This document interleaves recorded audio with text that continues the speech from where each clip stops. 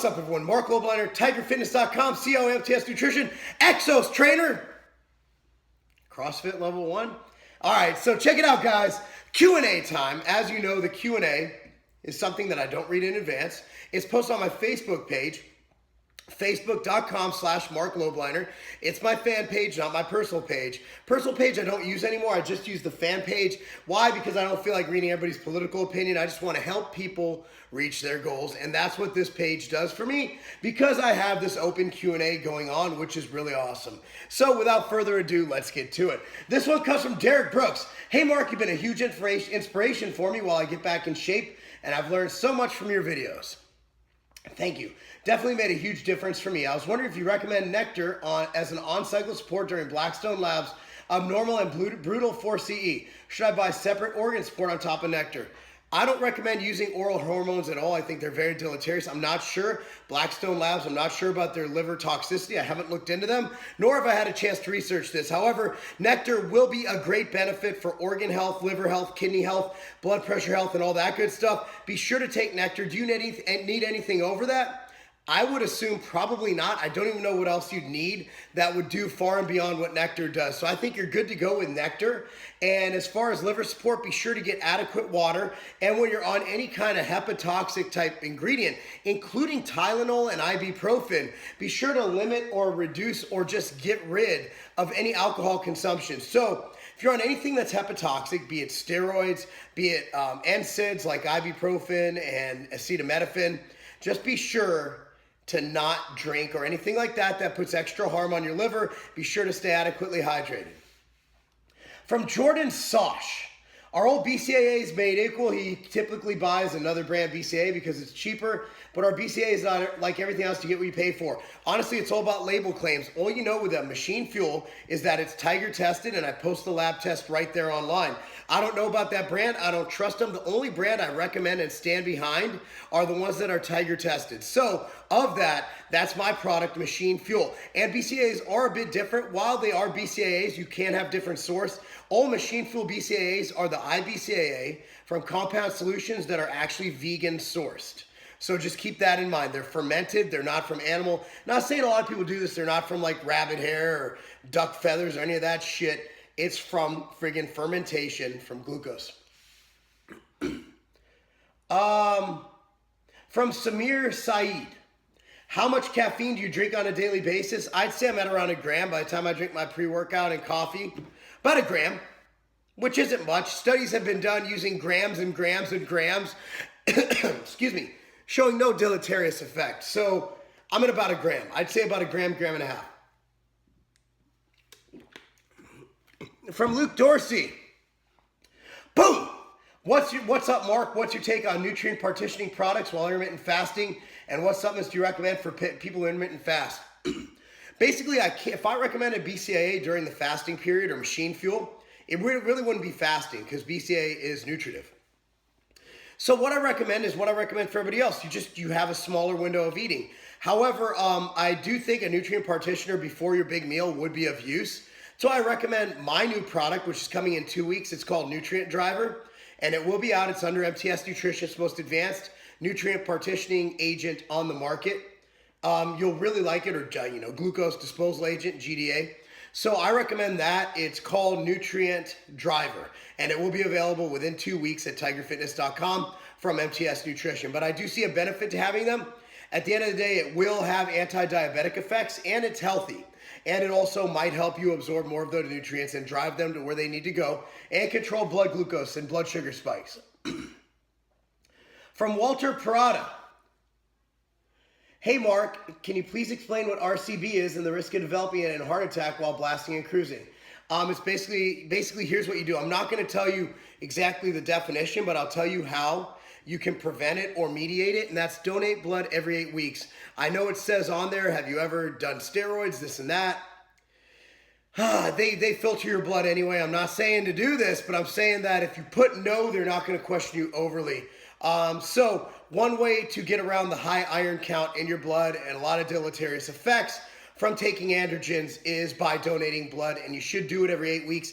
And even if you don't take androgens, I believe you should donate blood every 8 weeks for overall health benefits. It does everything from increase your metabolism to make you healthier, make you feel better, and it's just good to do, and it helps save lives. So always donate blood.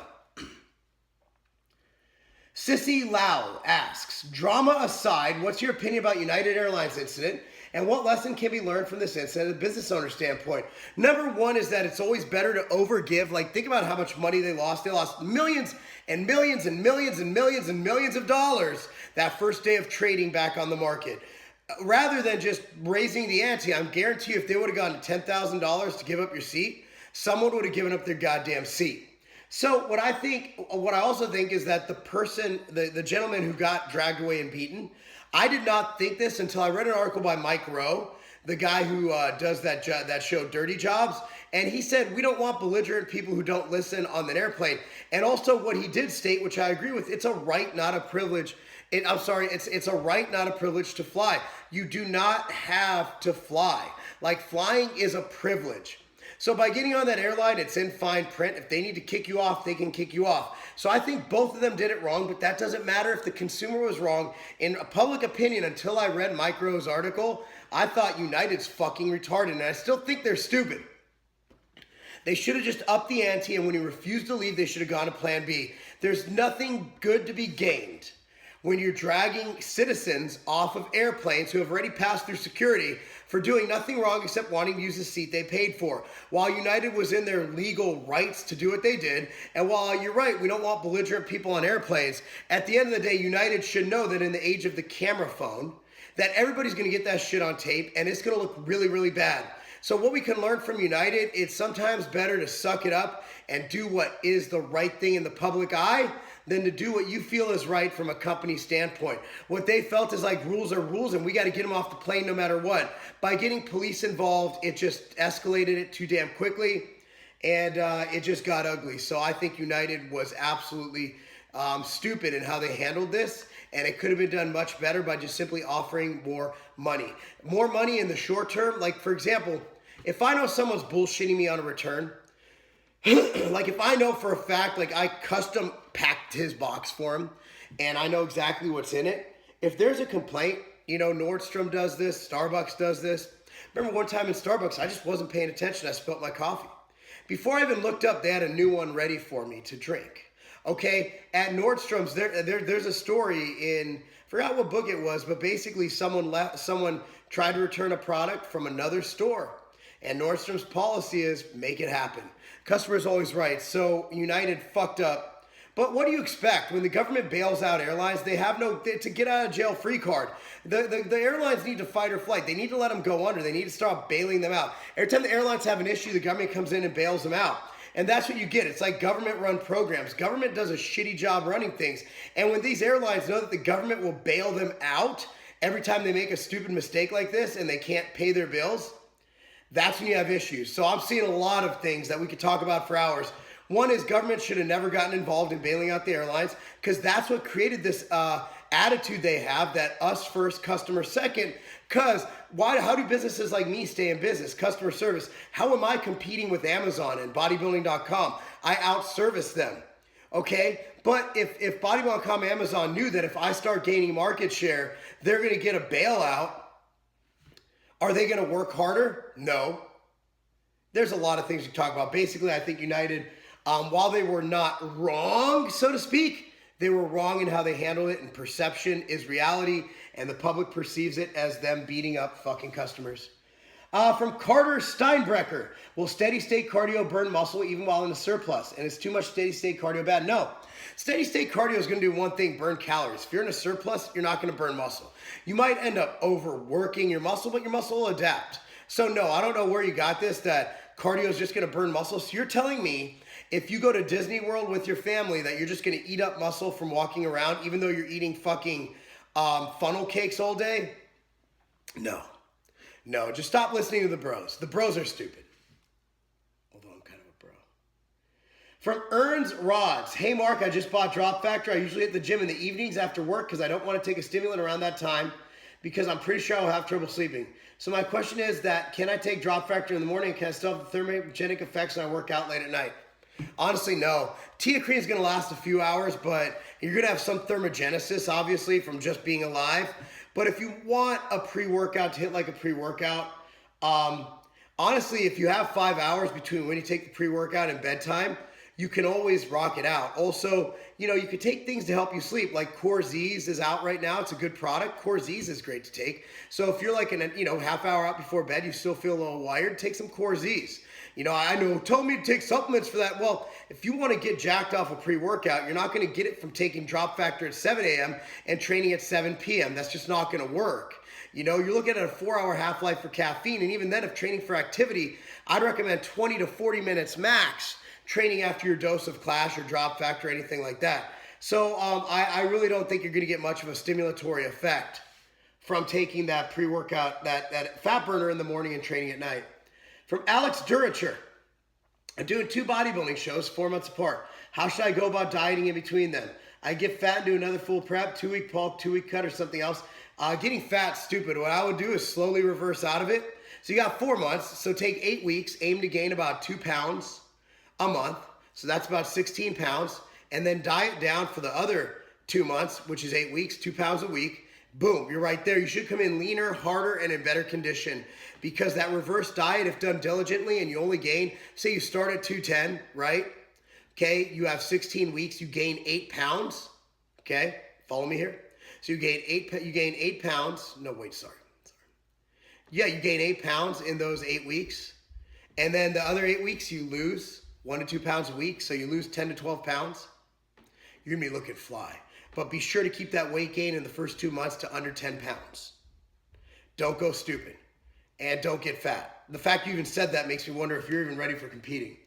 Not trying to be a dick, but dude, it's all about staying lean and controlling it. The reverse diet should be harder than the diet itself.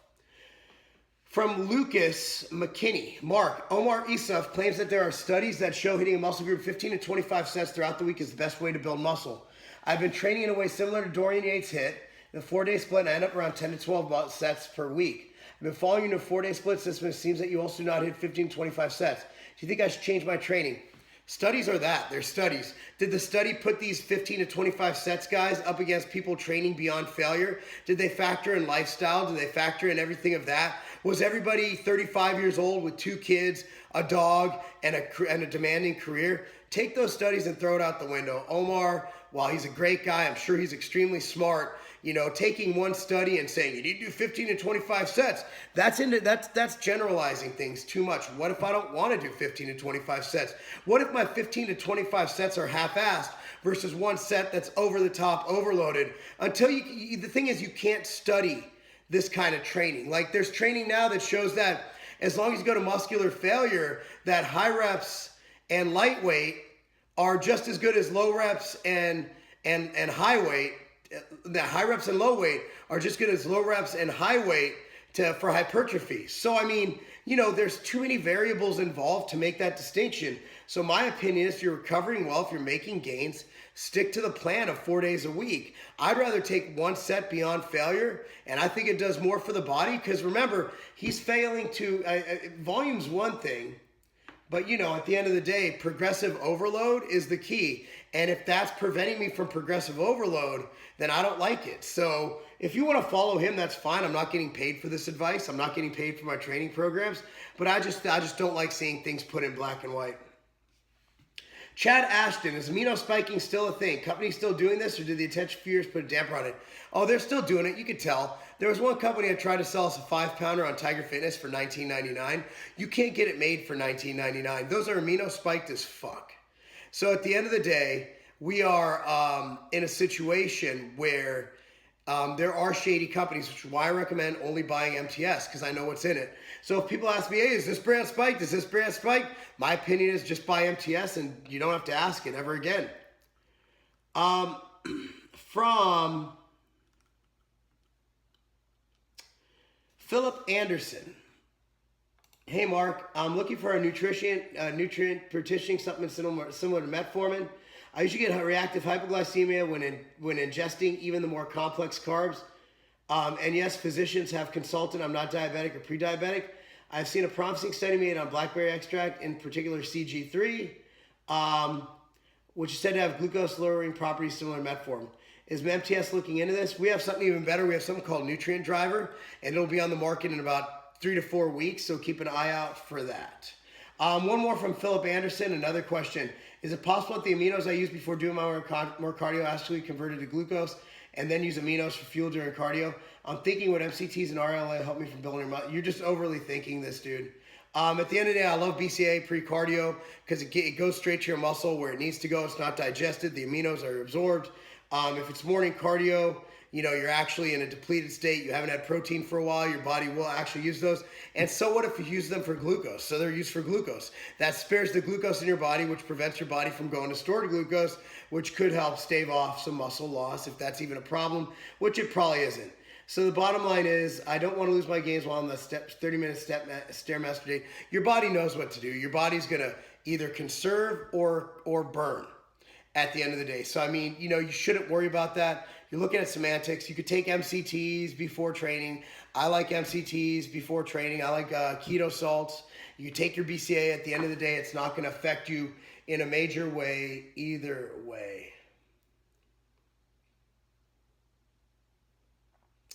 And, we're going to stop there. All right, guys, questions can be posted facebook.com/Marc Lobliner at the first sticky post. I appreciate you guys watching this. These will be coming out. Always giving you information, always helping you reach your goals. And we're always here for you. So I appreciate everything. And, just to give you some updates, the new Clash is in stock. The Peak Physicore will be back on Friday, and we're rocking and rolling, and that's not a... So I'm looking at my email this morning. I get a mass email from one of the other sites that sell supplements that you're just a number to, right? They were bragging that one supplement line was free shipping. Bro, if you order over $99 in product in the continental US any day of the week, free shipping anywhere in the US, at continental USA. Free shipping on orders over $99 at tigerfitness.com. Why even look at the other guys? And also, we ship from Vegas and Ohio. Most places in the US are a 1 to 2 day ship, and that's not a game.